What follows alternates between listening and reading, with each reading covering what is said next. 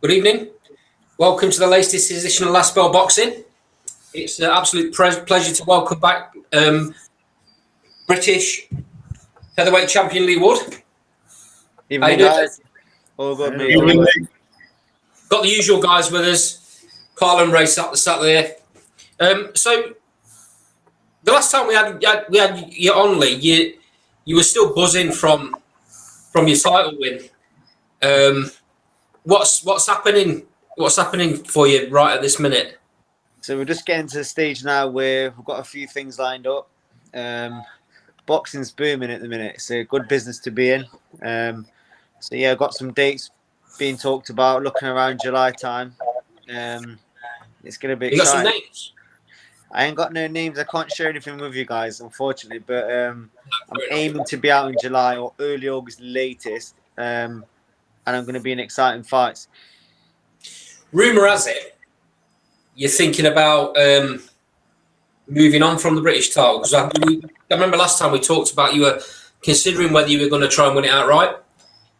Yeah, well, I've got two options still. Even to this day right now, I've still got options. I can either pursue something bigger, which will be significantly bigger, or if it's fast enough, 3 fights on the spin in a very, very short space of time and win it outright. So I've let my manager know, I'm willing to fight anyone in Britain, which is on the British scene, obviously, anyone on the British scene to win that outright. That's one option. And my other option is to be in another big fight, a very big fight, an exciting fight. So we'll see what happens. I mean, either, motivation-wise, I'm willing to do either of them routes. So everyone says I'm getting old, I need to crack on and move on, but I'm 32 and I'm a young 32. I'm not 40. I'm not over the hill. I've got a lot of years left. I want to fight as long as I can fight. I'll probably fight till I'm 36 or 37. So I enjoy fighting. I love it. I live the life. I'm very much a boxing lifestyle kind of guy. So yeah, you never out of shoot. Oh, you don't blow up. Never. I'm always doing things. I'm always trading when I'm not fighting. I even played football the other day, believe it or not, a charity game along some ex-Forest players, Andy Reid, to name a few. A few of the Forest ladies was on the game as well. The charity game was really good fun, to be honest. Nice. Lee, any chance of any of them fights that you can't give us details on? Fair enough. Any chance of any of them being in Nottingham? It's a possibility. It's a possibility depending on which route we take. Yeah. The crowd's back. I think aiming to be back fully in July time. So it's definitely a possibility. I'd love to go back to Nottingham, and we'd love to have you back. Eventually the City Ground. So we'll see. That'll be save that for the world title fight, mate. Yeah, you'll easily pack that place out, Lee. It'd be incredible, and walking out to Kintyre, it'd be a dream. But one step at a time and all that. Yeah. So, Lee, a question I've always wanted to ask a boxer is: you've got dates in mind. So how does that translate in terms of your training? Do you step it up a level now, or do you just kind of take over? So, like, for example, are you sparring now and stuff like that? I'm going to do a bit of sparring this week, yeah. So basically, takeover is, for me, I do a lot of body sparring. I'll be doing my pads, my weights, my runs. Nothing too strenuous. Nothing too where you think, oh God, I've got to do this today. It's enjoying training but keeping fit. Yeah. You eat a little bit of crap at weekends, but you eat good in the week. And then when you know roughly when you're fighting, when you get the month right, then you know you've got about 10 to 12 weeks away. Then you start stepping it up. And then based on the next 3 or 4 weeks after that, you'll get a date, and then you can either go for it, or the date might be a bit later, and you carry on that level before you step up again, depending on... It's all about timing and peaking. So I like to have a good 10 weeks, and that gets more intense as it closer you get, to be honest. And then obviously with the dieting, it gets harder. The sparring gets more intense and more regular. So yeah. Are you back down in London now? Yeah, I'm in Essex. Yeah, I've cranked it up a little bit. What's the mood like in the camp? Because obviously Josh Taylor's just come off a tremendous win, historic win. So unbelievable win, but the mood in the gym is a bit flat because everyone's away still. Right. Yeah. I mean, you obviously back on the back. So Lee McGregor is back on Monday. Josh is back the following week or the end of the same week. Ben came back today. I've been taking over with Shabazz Masood, Leo Delanger, Mark Dickinson, Will Carlis. So they've got some good kids in the gym. We've been taking over. But yeah, everyone's back next week and I'm looking forward to it. I bet Ben Davison's flying at the minute. I bet he's absolutely flying, isn't he? What, If he doesn't win, if he don't win Trainer of the Year, there's something wrong. There's something wrong. Wow. He's getting in the mix into a lot of big fights, isn't he? I mean, with me, with myself, with Lee McGregor and Josh, like, he's had some good wins already, all within a space of a few months. All of the second cornerman is sitting in on as well. He's all in the Haney fight, yeah, and the Billy Joe fight. He was sat in the corner for the Billy Joe fight as well, wasn't he? Yeah. But then this benefits you, then, Lee, doesn't it? That's it. I mean, well, it can benefit me, but then if it starts attracting too much attention and get some bigger names, we might lose a bit of time. So hopefully, that was going to be one of my questions, Lee. Ben must have been away 2 months, 3 months. Yeah, so we knew when he was going to go away. We knew when Josh was fighting. So when I got dates thrown at me, I said I'm not going to be ready till July because obviously Ben's away. So I started cranking my train up in the May. This June is when it gets a bit. Obviously Ben's back, so it gets a bit more serious, and hopefully be aiming to fight in July, mid-July. So that timing is perfect. Have you mainly been working back in Nottingham then, or have you been still going down? I've been up and down. Barry Smith's been looking after us down here. So obviously we need to stay on it. There's no messing about in boxing.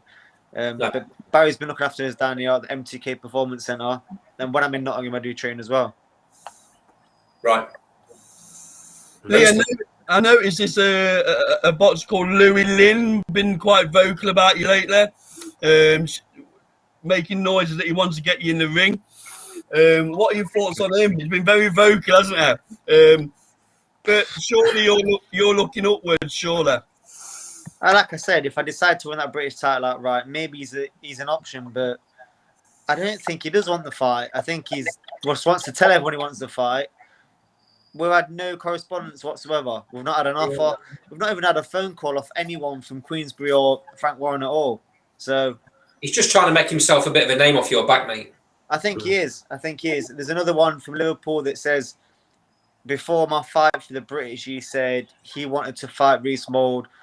He think Reece Mould was going to win, blah, blah, blah. And the same again. Now he's saying he wants to fight, and we've not heard nothing. No offers. It's like nowadays they want the champion to go and chase everyone else, asking for a fight. When I was in that position, begging for a fight, I'd have fought anyone. And we put a lot of offers in for people. Now I've got the title. We've not had none. It's kind of a bit disappointing. If I want to win this British title outright and fast, it's going to be hard to get opponents, I think. You're saying if you do, it's another 2 fights in quick succession. Another three. Another 3 fights in quick succession. Sorry. When you say that, how far apart are you talking? Does that all depend on how you come out of the fights? I'm guessing. Yeah, it all depends on the wins, but I'd expect to be doing them pretty quick, to be honest. Well, Lewis Ritson did it quite quick at lightweight, didn't he? That's it. That's really similar kind of job, right? Yeah. I think Ryan Rhodes has got the record for fastest winning it outright. But yeah, I'd be aiming to do it pretty quick. I think at that level now, I've got enough experience to get me through pretty quick. There'll be some good kids in there. There'll be some hard fights. You don't get easy fights for British title, obviously, but I think with my experience and ability and the level I'm at, it shouldn't be too difficult. And I don't think I think you're being fair and honest when you say I think your power will be too much with some of these kids. Yeah, and a lot of them haven't been in the fights I've been in. Like I said before about Reece Mould, I genuinely believe Reece was the best after me, if that makes sense. So below me, like all my defences, I think Reece would have been the best out of the lot. So I'm not going to underestimate anyone, but I can't see anyone posing more of a problem than needed. It's a bit of a dilemma for you, isn't it? Because I don't know what you think, but for me, the Lonsdale belt's the best belt out of the lot. It's beautiful, and I'd love to have it in my family to pass down to my kids and my grandkids. It's something very special, and I'll do everything I can to do that. So we'll see. Yeah, and the heritage of the belt as well. The names that have held that belt over the years, you know. Yeah, your weight class as well, yeah. Yeah, like the Booth brothers, I think they won outright. Carl Frotcher won outright. Kell Brook won outright, and I've seen them all do it. So I just like to add my name to them, and go and do it. So You're in good company there, aren't you, Lee? You're in very good company. Yeah, exactly. Yeah. So if we're talking about stepping up, you're obviously talking about world title fights, aren't you? Possibly. He's a good politician, isn't he? I'm pushing your answer. Sorry, mate. Obviously, it's a big jump for a world title, so there'll probably be something in between. But that would be the option, pursuing that. And Well, there's obviously pursuing it fast. There's obviously the WBA interim champion, isn't there? Ramirez. Is that would that possibly be an option? He's putting his poker face on at the minute, look. This is his poker face. Dan Dust till dawn and all that lot. I'm not sure where I am with the WBA, but I know I'm ranked fairly high in other governing bodies. But it's all about opportunities. My next fight would be determine which route we took, because that'll be the reason for that fight, the ranking and a step up in class to prepare me for that shot. It's a big jump from British to world, so.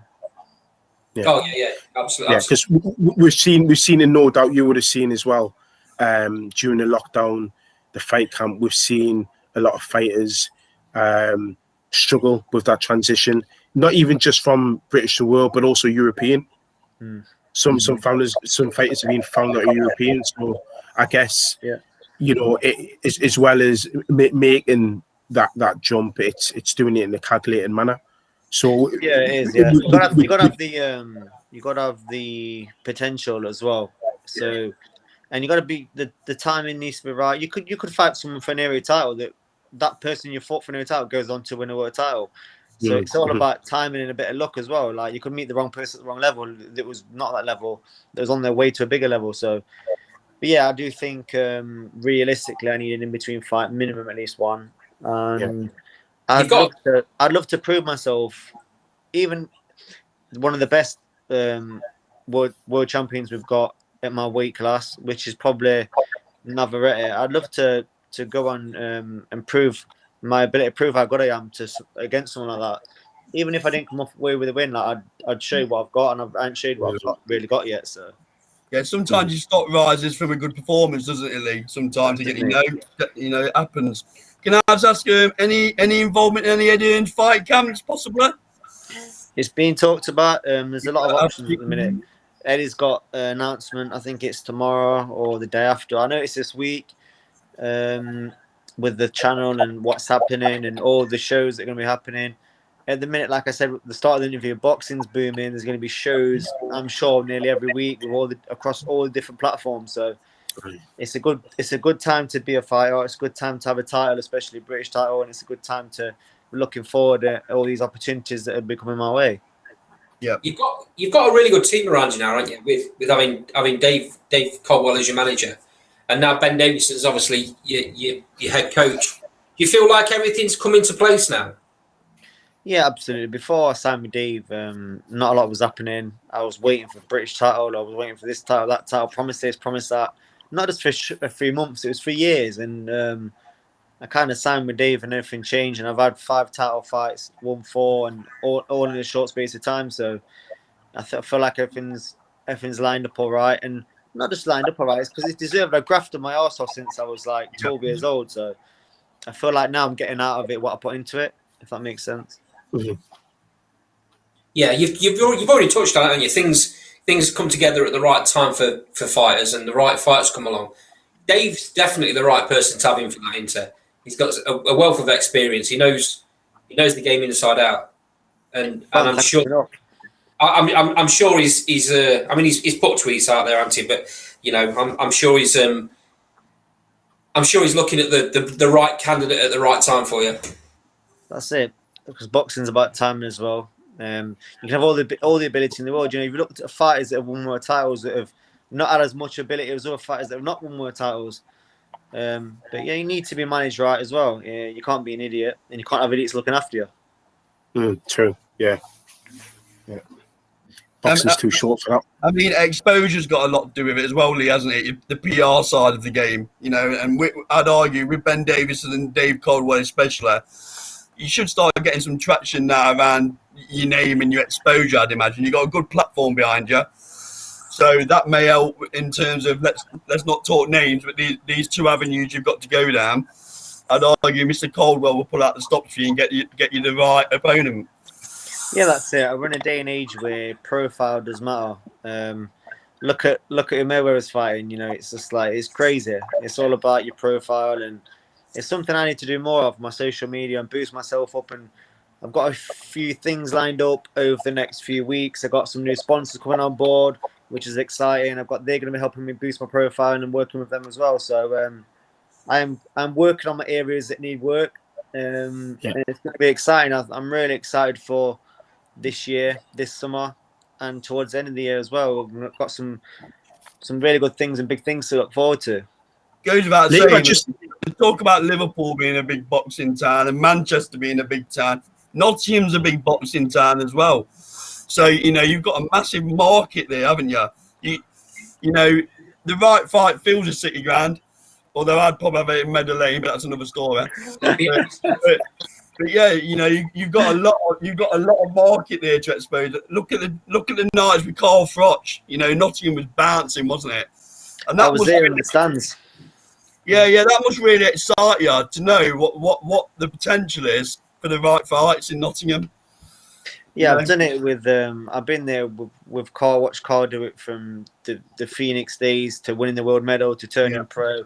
With Hennessy, to the first night at the ice arena when they curtained off half the arena because they couldn't sell it, and then building it up until he boxed and won the world title. I mean, I've been there, I've seen it, and it's something that I want to do myself, and I want to do one better. Not even one better, but I just want to do something that's going to give me my own identity. People looking back and say, "Oh, Froch did this, Froch did that." 90,000, whatever it was, 80,000, 80,000. Get it right. 80,000. I could forget that, but yeah, I mean, I'd like to be the first person to headline the City Ground and give me my own identity, my own stamp of history in Nottingham. The people of Nottingham are great. You know, they get behind the athletes, get behind the sports. So I'm really lucky and fortunate to be from Nottingham. Does Carl give you any pointers, Mr. Froch? Yeah, I do talk to Carl now and again. He gives me good advice. Yeah. He's always been a backer of you, hasn't he? Yeah, he's always got behind me. I mean, we've got a lot of similarities, Carl. Like went to the same school, same area we grew up in, same amateur club. Our date of birth, so like similar digits, and it's like got the same middle name. There's loads of similarities. I read his book, and it was quite scary. There was loads of little things that I did in my life. For example, I think he went to the Gedling school, and he was in the area for Willers, and then his mum said, "No, you're going Gedling." And all his friends went Willers. I remember he said in his book he was like crying about it. The same thing happened with me. I went primary junior school. My friends all went Willers. I was in the area. My mum said, "No, I went Gedling. You're going Gedling." It's been knocked down now. It's a terrible school, but yeah, it's so many similarities with Carl. It's quite frightening.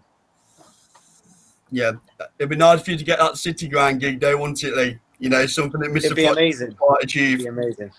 You know, it's the dream. It's definitely the dream, and I'm confident it's going to happen. Yeah. That's definitely a legacy fight, isn't it? Because it's never been done before.